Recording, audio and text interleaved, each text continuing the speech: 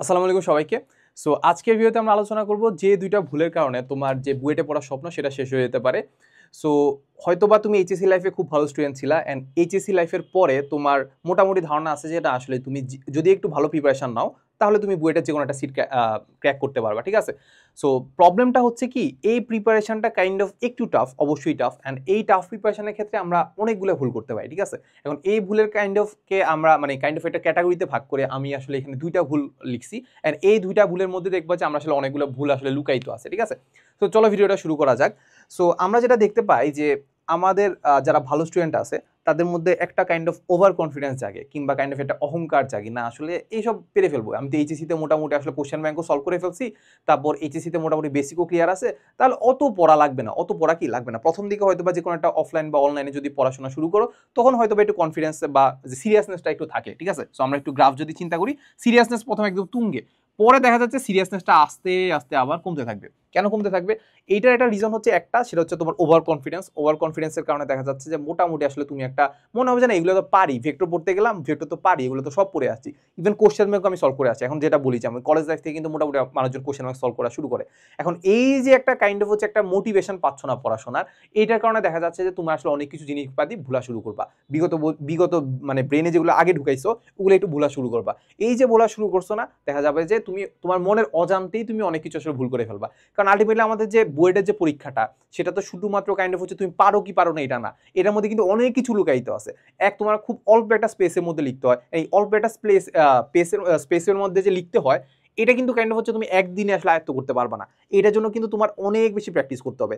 দেখা যাচ্ছে যে অনেকে আসলে এই কারণেই চান্স পায় না যে হয়তোবা সে একটা ম্যাথ করছে, ঠিক আছে, করার পরে সে বুঝতে পারছে না সে ভুল করছে। এখন যে ভুল যে করছে পুরো জায়গা তো সে খেয়ে ফেলছে, এখন ওই জায়গায় আসলে সে লিখবে কিভাবে? আর তো লেখার চান্স নাই। সে একটা ম্যাথ একবার যেহেতু ভুল করছে, পরে আর কিন্তু এটা ঠিক করার চান্স নাই। যেহেতু ঠিক করার চান্স নাই, সেখানে একটা মেন্টাল ব্রেকডাউন হয়েছে, ওই মেন্টাল ব্রেকডাউনের কারণে পুরো পরীক্ষাটাই খারাপ হয়েছে। এখন এই যে যেটা বললাম না, যে বারবার পড়াশোনার মাধ্যমে বা বারবার তুমি একটা জিনিস প্র্যাকটিস করার মাধ্যমে এই জিনিসটাকে তুমি আস্তে আস্তে ছোট করবা, ছোট একটা স্পেসের মধ্যে লিখতে পারবা। এরপর তুমি টাইম ম্যানেজমেন্ট শিখবা যে আসলে খুব অল্প টাইমের মধ্যে কিভাবে লিখতে হয়। সো এই যে একটা নিয়মিত পড়াশোনা, সেটা যদি না করো তাহলে মোটামুটি বলা যায় যে আসলে তোমার ওই যে অ্যাজ ইউজুয়াল খুব একটা ভুল কারণে, খুব ভালো স্টুডেন্ট ছিল বাট দেখা যাচ্ছে যে কি একটা ভুল, একটা ছোটখাটো একটা ভুলের কারণে তুমি বইটা চান্স পাও না, ঠিক আছে? সো এই একটা রিজন হইতে পারে। আর আরেকটা রিজন হইতে পারে যে তুমি হয়তো খুব একটা ভালো স্টুডেন্ট না, বাট দেখতে পাচ্ছ যে আসলে মোটামুটি বাসের মানুষজন দেখা যাচ্ছে যে অনেক ভালো রেজাল্ট করতেছে, তুমি উইকলিতে হয়তো খুব অনেক কম পাচ্ছ।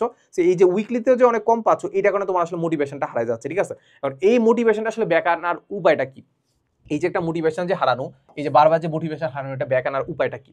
এটা একটা বড় উপায় হচ্ছে, তুমি হয়তোবা অফলাইনে যে কোনো এক জায়গায় পড়তেছো, যখন যে কোনো এক জায়গায় যখন পড়তেছো, তখন যেটা হচ্ছে যে মানুষজন যখন পারতেছে ওটা দেখে তোমার আসলে ভালো লাগতেছে না, কিংবা ভালো লাগতেছে না বলা যায় না, কাইন্ড অফ হচ্ছে তোমাকে এটা কাইন্ড অফ ইফেক্ট ফেলতেছে, বা কি বলবো এটাকে, কাইন্ড অফ হচ্ছে তোমাকে একটু দমায় রাখতেছে যে না আসলে তুমি আসলে খুব একটা জিসিতে ভালো করে পড়াশোনা করো নাই।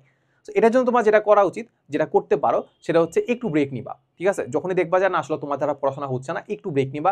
এক উইক, এক উইক বা 2-3 দিন কি করবা, ফ্যামিলির সাথে সময় কাটাবা, কিংবা একটু বাইরে ঘুরতে যাবা, কিংবা ফ্রেন্ডদের সাথে কথা বলবা যে তাদের প্রিপারেশন কেমন যাচ্ছে।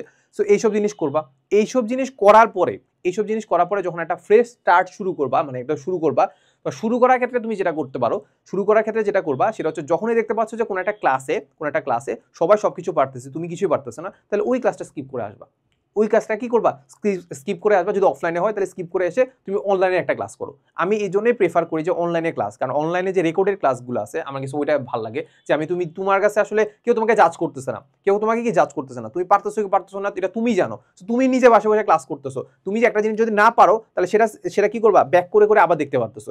এই যে ব্যাক করে আবার দেখতেছো, আবার দেখার কারণে তুমি কিন্তু আসলে কেউ তোমাকে জাজ করতেছে না, কিংবা তোমার আসলে মেন্টালি ওইরকম হচ্ছে না যে না আসলে আমি পারতেছি না। সো ওইটা বারবার দেখবা, বারবার দেখে এইটার মধ্যে সবচেয়ে বেশি কনফিডেন্স কখন পাওয়া বলো তো, যখন তুমি কোশ্চেন ব্যাংক সলভ করবা। যখন কোশ্চেন ব্যাংকটা তুমি পারতেছো, তার মানে তুমি বুঝতে পারতেছো না বুয়েটে আসা কোশ্চেন আমি সলভ করতে পারতেছি, বুয়েট বাদ দিলাম, সিকে রুয়েট বা যেগুলো আছে ওগুলো কোশ্চেন আমি সলভ করতে পারতেছি, তাহলে ওইখান থেকে তোমার একটা বুস্ট আপ হবে, ঠিক আছে? সো এইটা তুমি করতে পারো। আর অফলাইনে যদি তুমি কন্টিনিউ করতে চাও, তুমি যেটা করতে পারো যে যেই দিন যে ক্লাস হবে এর আগের দিন তুমি জিনিসগুলো পড়ে ফেলবা, আগের দিন জিনিসগুলো পড়ে বা কোশ্চেন ব্যাংক সলভ করে যাবা, তাহলে ওইখানে তুমি মোটামুটি ভালো একটা পারফরমেন্স দিতে পারবা, বা জিনিসগুলো আসলে আয়ত্ত করা শুরু করবা, ঠিক আছে? এই একটা ভুল। সো মোটামুটি আসলে বলা যায় যে আমরা যত ভালো ধরনের স্টুডেন্টই হোক না কেন, আমরা কিন্তু নিয়মিত পড়াশোনা করবো, ঠিক আছে? আচ্ছা, এইটা গেল। এরপরে আমরা যেটা বলবো সেটা হচ্ছে আমাদের পূর্বের ভুল ঠিক না করা। এটা আসলে একটা মেজর ভুল, যে আসলে আমরা অনেক ধরনের পরীক্ষা দিই, আমরা আসলে নর্মালি তো নিয়মিত পরীক্ষা দেই, উইকলি দেই, মান্থলি দেই, এখন এই যে পরীক্ষাগুলো দেই না, এই পরীক্ষাগুলো কিন্তু দেখতে পাচ্ছি যে আমি 1 মাসে যদি অনেকগুলো পরীক্ষা দেই তাহলে মোটামুটি একটা ভালো পরিমাণ কিন্তু আমার প্রশ্ন জমা হয়ে গেছে, যেসব প্রশ্ন থেকে কিন্তু আমার আসলে বুয়েট বা সিকে রুয়েট বা যাবতীয় ইঞ্জিনিয়ারিং ভার্সিটিগুলোতে কোশ্চেন আসতে পারে। এখন এই কোশ্চেনগুলোকে আলটিমেটলি আমি আর দেখি, আমি যে একটা পরীক্ষা দিয়ে আসলাম এই ভুলটা কি আমি দেখি যে কি কি ভুল হয়েছে, আমি তো পুরোপুরি পারবো না, অবশ্যই পারবো না। এখন এই যে ভুলগুলো হয়েছে ওই ভুলগুলো কিন্তু আমি দেখি না। এখন এই যে ভুলগুলো দেখতেছি না, এই ভুলগুলো জমা হইতে হইতে যখন তুমি ধরো হচ্ছে ভুলগুলো দেখোই না, একদম প্রিপারেশনের লাস্টে গিয়ে দেখবা যে হাজার হাজার ভুল পড়ে গেছে, কিন্তু তুমি আসলে মাথার মধ্যে জানো না যে আসলে কোন কোন ভুলগুলো তোমার আসলে করা উচিত না বা কোন কোন ভুলগুলো তুমি করে আসছো। সেটা জানাবে কে তোমাকে? জানা তো ওয়ে না। তো যেটা করবা একদম শুরুতেই কি করবা, যখন যে পরীক্ষাটা দিচ্ছ না ওই পরীক্ষাটা তুমি একদম মানে পরীক্ষাটার মানে রেজাল্ট তো অবশ্যই দিবে, সো রেজাল্ট দেওয়ার পরে তুমি মিলাবা কোন কোন জিনিস তোমার ভুল গেছে। এমনও অনেক কিছু হইতে পারে যে তুমি কনফিডেন্সের সাথে ভুল করে আসছো, এমন জিনিস তুমি ঠিক করে আসছো যে না আসলে এটা আমার ঠিকই আছে, বাট পরে গিয়ে দেখলা যে পরীক্ষার হলে মানে পরীক্ষা থেকে মানে রেজাল্ট দেওয়ার পরে বুঝলা যে না আসলে এটা হয় নাই। সো এই যে তুমি যদি আসলে না মিলাইতা বা পরীক্ষার মানে রেজাল্টের পরে যদি এটা না মিলাইতা, তাহলে যেটা হইতো কি, তুমি ধরো এই সেম কোশ্চেনটা বা সেম টাইপের একটা কোশ্চেন ধরো বইটা চলে আসছে, তুমি সেই জিনিসটাই তুমি কনফিডেন্টলি ভুল করে আসতা। সো কি করবা বলতো, যে আমাদের যে পরীক্ষা দিলাম, পরীক্ষা দেওয়ার পরে তুমি আসে মিলাবা যে কোন কোন জিনিস তোমার পারার কথা ছিল, কোন কোন জিনিস তুমি পারো নাই, এটা তুমি করবা। এরপরে যেটা করবা সেটা হচ্ছে রেজাল্টের পরে দেখবা যে যেসব জিনিস তোমার পারার কথা ছিল ওইসব জিনিস তুমি পারছো কিনা। এইটা করার পরে মোটামুটি বলা যায় যে আমাদের যে ভুলের যে ভুলের যে পার্সেন্টেজটা সেটা তোমার কমতে থাকবে। সো এটা যদি কমতে থাকে তাহলে মোটামুটি এনাফ, ঠিক আছে। সো আমি একটা ভুল করতাম, আমারও কাইন্ড অফ একটা রিগ্রেট, যে আমি যেটা করতাম যে আমি পরীক্ষা দেওয়ার পরে আসলে পরীক্ষা জিনিসটা মিলাইতাম না। কিন্তু আমি বলবো তুমি মিলাও, এর প্রথম দিকে একটু কষ্ট হইতে পারে, যে কষ্ট লাগতে পারে যে ভাই পরীক্ষার পরে আসলে আর মিলাইতে ইচ্ছা করে না, বাট তুমি একটু মিলাও, কারণ সেখানে তোমার ক্ষতি নাই, অবশ্যই ক্ষতি নাই, তোমার একটু খারাপ লাগতে পারে বাট তোমার আসলে এটা ক্ষতি নাই, ঠিক আছে। সো এই যে আমাদের যে পূর্বের ভুলগুলো ঠিক করার সাথে আরেকটা জিনিস হচ্ছে আমাদের অতিরিক্ত রিসোর্সে ডুবে থাকা। এটা কেন বলতেছি বলতো, আমরা যারা অনলাইনে পড়ি তারা যেটা হয় যে আমি একটা পরীক্ষা দিয়ে আসার পরে দেখা যাচ্ছে আমার অনলাইনে আরেকটা ক্লাস থেকে যায়, এবার অনলাইনে আরেকটা ক্লাস থাকার পরে দেখা যাচ্ছে যে আরো হয়তো আমরা কনসেপ্ট বুক পড়ি, তারপর হয়তো হচ্ছে কোশ্চেন ব্যাংক পড়ি, তারপর হয়তো আরো প্র্যাকটিস বুক করি। সো এই লেকচার নোট হাবিজাবি যাবতীয় যা কিছু করার পরে আবার ইচ্ছা করে না যে আমি বিগত যে পরীক্ষাটা দিয়ে আসছি ওইটা আমি প্রশ্নটা আবার নিয়ে বুঝবো, ঠিক আছে। সো এই যে অতিরিক্ত রিসোর্সের মধ্যে ডুবে থাকলে দেখা যাচ্ছে তোমার যে ভুলগুলো যেগুলো আছে ভুলগুলো ভুলই থেকে যাবে। সো এই যে ভুলগুলো যেগুলো আছে ভুলগুলো মানে ঠিক করার জন্য তোমার যেটা করা উচিত যে অতিরিক্ত রিসোর্সে যদি মানে অতিরিক্ত রিসোর্সে ডুবে না থেকে যে রিসোর্সগুলো তোমার আসলেই দরকার, যে রিসোর্সগুলোকে আসলেই দরকার ওই রিসোর্সগুলো তুমি একটু ফাইন্ড আউট করবা যে এই রিসোর্স আমার লেকচার নোট পড়া লাগতেছে কিনা, লেকচার নোট যদি পড়া লাগে তাহলে আমাকে আসলে প্র্যাকটিস নোট করা লাগতেছে না, কিংবা আমার নিজের নোট করা লাগতেছে কিনা, কিংবা আমার এই ক্লাসটা করার দরকার পড়তেছে কিনা, নাকি আরো অন্য কোনো ক্লাস করার দরকার আছে। সো এই যাবতীয় জিনিসগুলো তুমি নিজে একটু ডিসাইড করবা, ঠিক আছে। সো আমি যেটা সাজেস্ট করতে পারি, আমাদের একটা রিকমেন্ডেশন আছে, সেটা হচ্ছে আমাদের যে হালকোর ইঞ্জিনিয়ারিং অ্যাডমিশন কোর্স 2025 আছে, ওটা তুমি চাইলে একটু উকি মেরে দেখতে পারো, ঠিক আছে। উকি মেরে দেখে আমাদের ডেমো ক্লাসগুলো দেখতে পারো। সো অলরেডি মানুষজন ভর্তি হওয়া শুরু হয়ে গেছে। সো ডেমো ক্লাসগুলো দেখলে তুমি বুঝতে পারবা যে আমাদের ক্লাসে কত প্রিসাইজলি করা আছে। কোনো 10-12 ঘন্টা তো অবশ্যই ক্লাস হইতে পারে, যেমন নিউটনের মেকানিক্স হইতে পারে, বাট যেগুলো আসলে আমাদের খুব একটা বেশি ডিটেলসে যাওয়ার দরকার নাই, যতটুকু ডিটেলসে যাওয়ার দরকার অতটুকু আমরা গিয়েছি, এর বেশি আমরা যাইনি। সো নিজে একটু ক্লাসটা করে দেখতে পারো যে এই ক্লাসটা করার পরে তোমার আসলে বলা যায় যে তুমি কোশ্চেন ব্যাংকের জিনিসগুলো সলভ করতে পারবা কিনা।